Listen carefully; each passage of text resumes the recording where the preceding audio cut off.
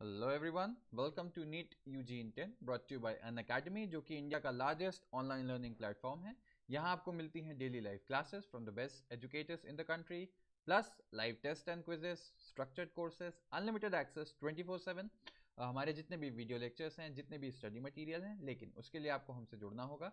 Unacademy learning app download करें Google play store पर जाके या iOS ऐप स्टोर पर जाके, एंड देन आपको लेना होगा हमारा नीट यूजी का पेड सब्सक्रिप्शन, जिसके कई ऑप्शंस अवेलेबल हैं। सिंस नीट यूजी का सिलेबस काफ़ी वास्ट है, काफ़ी टाइम टेकिंग है, इसलिए 1 साल या 2 साल के पैकेज सबसे ज़्यादा पॉपुलर होता है। आप देखेंगे 1 साल के पैकेज में सिर्फ आप 6000 और ऐड करते हो तो मिलता है 2 साल का पैकेज। इतना ही नहीं, LOVE10 मेरा रेफरल कोड आपकी स्क्रीन पे नीचे रेड में है।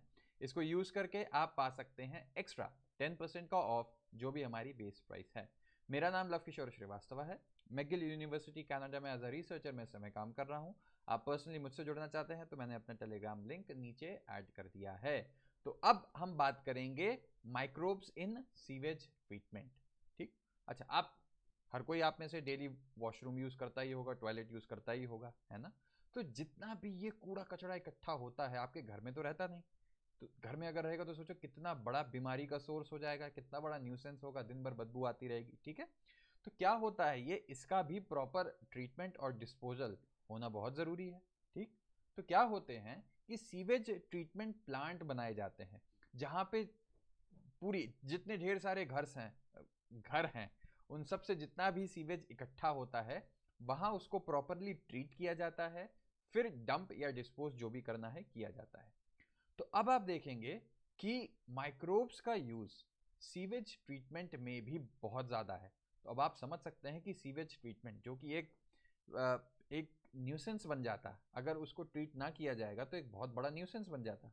तो माइक्रोब्स किस तरीके से उसको हेल्प करते हैं, और हेल्प ही नहीं, सीवेज ट्रीटमेंट से क्या बायोगैस जैसे होती है। ठीक है, तो इस टाइप की चीज़ें भी जनरेट होने लगी, जो कूड़े से, आप समझ लीजिए एक तरीके से सीवेज ट्रीटमेंट प्लांट, जो सीवेज है वो तो कूड़ा ही है, उससे हेल्पफुल चीज़ भी मिलने लगी जस्ट बिकॉज ऑफ माइक्रोब्स। तो आप माइक्रोब्स की यूटिलिटी यहाँ इमेजिन कर सकते हैं कि कितनी ज़्यादा है। तो आप ये देख रहे हैं कि एग्जाम्पल है सीवेज ट्रीटमेंट प्लांट का। क्या क्या होता है इसमें, आप सीधी सी बात है, सीवेज ट्रीटमेंट सबको पता है कि जो वेस्ट वाटर है, इसका मेन कंपोनेंट क्या होता है, ह्यूमन एक्सक्रीटा। ठीक है, सबको पता है ये बात। अब बात आती है कि ये जो इसी पूरे के पूरे जो वेस्ट वाटर है, कूड़ा कचरा है, इसको कंबाइन होके हम बोलते हैं सीवेज। इसीलिए सीवेज ट्रीटमेंट, इसी सीवेज का जो हर घर से निकल रहा है, इसके ट्रीटमेंट जहां पे होती है वही प्लांट्स को बोलते हैं हम सीवेज ट्रीटमेंट प्लांट। ठीक, अच्छा, अब बात आती है कि इसमें जितना भी फीकल मैटर है या जितनी भी चीजें हैं, उसमें क्या होगा, बहुत ढेर सारा ऑर्गेनिक मैटर होता है। ठीक है, large amount of organic matter. ठीक, और साथ ही साथ माइक्रोब्स तो होंगे ही होंगे। माइक्रोब्स के लिए तो वो कितना अच्छा खाना हो गया, है ना। माइक्रोब्स तो ये देखते नहीं कि ये गंदा है, हम यहाँ नहीं जाएंगे, ऐसा तो कुछ नहीं। उनके लिए तो बढ़िया खाना, उनको पानी भी वहाँ पे मिल रहा है, ऑर्गेनिक मैटर भी मिल रहा है, जो न्यूट्रिशन का उनके लिए बहुत बड़ा सोर्स है। ठीक है, लेकिन प्रॉब्लम क्या होती है कि ये जो माइक्रोब्स में से बहुत से लोग हैं, अगर बहुत से लोग हैं जिनको बीमारी भी है, ठीक, तो उनके स्टूल्स में, उनके एक्सक्रीटा में क्या होगा, ये जो पैथोजेनिक माइक्रोब्स हैं ये भी निकल आते हैं, है ना। तो आप देख रहे हैं कि ये कितना बड़ा एक मिक्सचर बनता चला जा रहा है चीज़ों का। ठीक है, अच्छा, तो इसीलिए क्या होगा, अब आप मान लीजिए कि अगर सीधे सीधे सीवेज को नदी में डाल दिया गया, ठीक है, तो ये जो पैथोजेंस हैं ये भी नदी में चले गए, प्लस बाकी माइक्रोब जो अनवांटेड टाइप की चीज़ें हैं वो सब भी नदी में चली गई। तो ये तो गलत बात हो गई। इसीलिए उसको प्रॉपर उसका डिस्पोजल होना चाहिए, जिसके बाद ही उसको आगे जो उसके साथ करना है वो करना है। नदी में बहाना है तो नदी में ही डंप किया जाता है मोस्टली, लेकिन उससे पहले ये देख लेना चाहिए हमें कि हम नदी में कोई टॉक्सिक चीज़ तो नहीं डाल रहे। सीधे घर से जो नाली आपके आती है वो सीधे रिवर में नहीं डालनी चाहिए, पहले उसका प्रॉपर ट्रीटमेंट होना चाहिए। प्रॉपर ट्रीटमेंट कहाँ होगा, सीवेज ट्रीटमेंट प्लांट्स में होता है। ठीक है, तो क्या होता है, यहाँ पे बहुत सारे हेट्रोट्रॉफिक माइक्रोब्स होते हैं जो नेचुरली प्रेजेंट होते हैं। ठीक है, नेगेटिव्स तो प्रेजेंट है ही है, जैसे कि पैथोजेनिक, पैथोजेनिक मतलब डिजीज कॉजिंग माइक्रोब्स। इनके अलावा और भी माइक्रोब्स प्रेजेंट होते हैं जो हेल्पफुल होते हैं। कैसे हेल्पफुल होते हैं, एक चीज होती है, अच्छा, पहले आप ये देखा जाए कि पूरा सीवेज ट्रीटमेंट प्लांट में कोई आदमी काम कर रहा है, उसको क्या क्या पता होना चाहिए, क्या स्टेप्स होते हैं सीवेज ट्रीटमेंट में। तो एक चीज़ होती है प्राइमरी ट्रीटमेंट। अब आप देखेंगे जो चीज़ें आँख से दिख जा रही हैं, ठीक है, क्या अब आपने देखा होगा कि नाला फॉर एग्जाम्पल कंसिडर कर लीजिए, नाले में आपने देखा होगा कि प्लास्टिक की बोतल पड़ी हुई है, अंकल चिप्स का पैकेट पड़ा हुआ है, लेस का पैकेट पड़ा हुआ है, इस टाइप की चीज़ें भी पड़ी हुई होती हैं, है ना। तो सबसे पहली चीज़ तो इन सबको हटाना है वहाँ से, ठीक है, क्योंकि सिंस प्लास्टिक का पैकेट है ये, तो इस पे बैक्टीरिया, प्लास्टिक तो नॉन डिस्ट्रक्टेबल होता है ना, उस पर तो बैक्टीरिया कुछ काम करेगा नहीं। तो ये सब टाइप की चीज़ें जो होती हैं सबसे पहले इसको फिल्ट्रेशन और सेडिमेंटेशन से हटाया जाता है, ठीक है। क्या होगा इसके लिए भी, सबसे पहले जो इनिशियली फ्लोटिंग टाइप की चीज़ें हैं, कोई भी पैकेट पड़ा हुआ है उसमें, तो वो तो फ्लोटिंग है ना। तो ये सब फ्लोटिंग टाइप की जितनी भी चीज़ें हैं इनको फिल्टर करते करते छान लिया जाता है कि बाकी जो सीज में वेस्ट वाटर है वो आगे बढ़ जाए और ये जो कूड़ा कचरा है ये इकट्ठा हो जाए, ठीक। लेकिन अभी भी इसमें बहुत सारे मिट्टी के पार्टिकल्स हो गए, छोटे मोटे कंकड़ पत्थर हो गए, ठीक है, ये भी रहते हैं। तो क्या करेंगे कि जब फिल्ट्रेशन के बाद इसको छोड़ दिया जाता है, तो सिंस सॉयल और ये सब पार्टिकल्स हैवी होते हैं, ये सेडिमेंटेशन होगा इनका, ठीक। सेडिमेंटेशन के बाद जो नीचे सेटल कर जाता है उसको बोलते हैं प्राइमरी स्लज, और जो ऊपर पानी पानी का पार्ट रह गया उसको बोलते हैं एफ्लुएंट, ठीक। अब नेक्स्ट आप समझ गए कि प्राइमरी स्लज तो हटा दो, ट्रीटमेंट किसका होना चाहिए, एफ्लुएंट का होना चाहिए, जो ऊपर का पार्ट है, क्योंकि अभी भी इसमें ऑर्गेनिक मैटर और ये सब चीज़ें डिजॉल्व हैं, ठीक है। अब बात आती है, इसीलिए इस एफ्लुएंट को भेजा जाता है सेकेंडरी ट्रीटमेंट में। सेकेंडरी ट्रीटमेंट में क्या होता है, यहाँ पे आता है रोल माइक्रोब्स का मेन, ठीक है। लार्ज एरेशन टैंक्स में भेजा जाता है। एरेशन टैंक्स में क्यों भेजा जाएगा, क्योंकि यहाँ पे एयर मिल रही है, ऑक्सीजन मिल रही है, तो माइक्रोब्स जितने भी होते हैं वो जाग जाते हैं कि अच्छा हमारा काम अब शुरू होगा।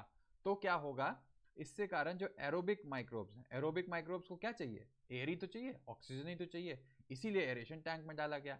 अब ये फ्लॉक्स बना देता है। फ्लॉक्स कुछ नहीं होता है, एक तरीके से समझ लीजिए बंडल टाइप गुच्छा होता है, ठीक है, जिसमें बैक्टीरिया और फंगस इन सब का एक गुच्छा टाइप का मैश लाइक स्ट्रक्चर बना देता है, ठीक है। अब क्या होगा कि ये माइक्रोब जो है क्या करेंगे, जो ऑर्गेनिक मैटर है एफ्लुएंट में, एफ्लुएंट क्या था, जो पिछले प्राइमरी ट्रीटमेंट के बाद लिक्विड पार्ट आ रहा था जिसमें से प्लास्टिक, मिट्टी, पेबल्स ये सब निकाल दिया गया है। तो अब क्या होगा, एक चीज़ होती है जिसको बोलते हैं biological oxygen demand. Biological oxygen demand क्या होती है कि ये अभी आपने देखा कि इन बैक्टीरिया को ऑक्सीजन चाहिए, है ना, ऑक्सीजन चाहिए इसको डिग्रेड करने के लिए।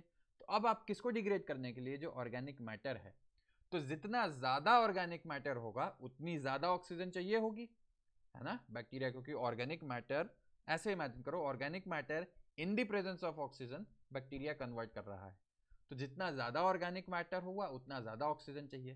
तो इसी को बायोलॉजिकल ऑक्सीजन डिमांड कहते हैं कि जितना organic matter 1 litre waste water में बैक्टीरिया को जितनी ऑक्सीजन चाहिए उसको ट्रीट करने के लिए या ऑक्सीडाइज करने के लिए, ठीक है। तो अब इसी बेसिस पे हम कह सकते हैं कि बीओडी अगर ज़्यादा है तो कंटामिनेशन ज़्यादा है, क्योंकि ऑर्गेनिक मैटर ज़्यादा है। बीओडी कम है तो पानी साफ हो रहा है, उसमें ऑर्गेनिक मैटर कम हो रहे हैं, ठीक। तो ये पार्ट मैंने बता दिया, BOD is a measure of organic matter present in water.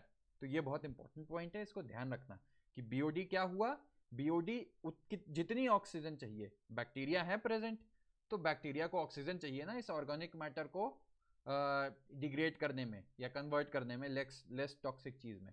तो जितना ज़्यादा ऑर्गेनिक मैटर होगा उतनी ज़्यादा ऑक्सीजन चाहिए और उतना ज़्यादा बीओडी होगा। तो बीओडी कम होने का मतलब पानी साफ हो रहा है, उसमें पोल्यूशन कम है, ठीक है। चलो ये पार्ट तो क्लियर हो गया।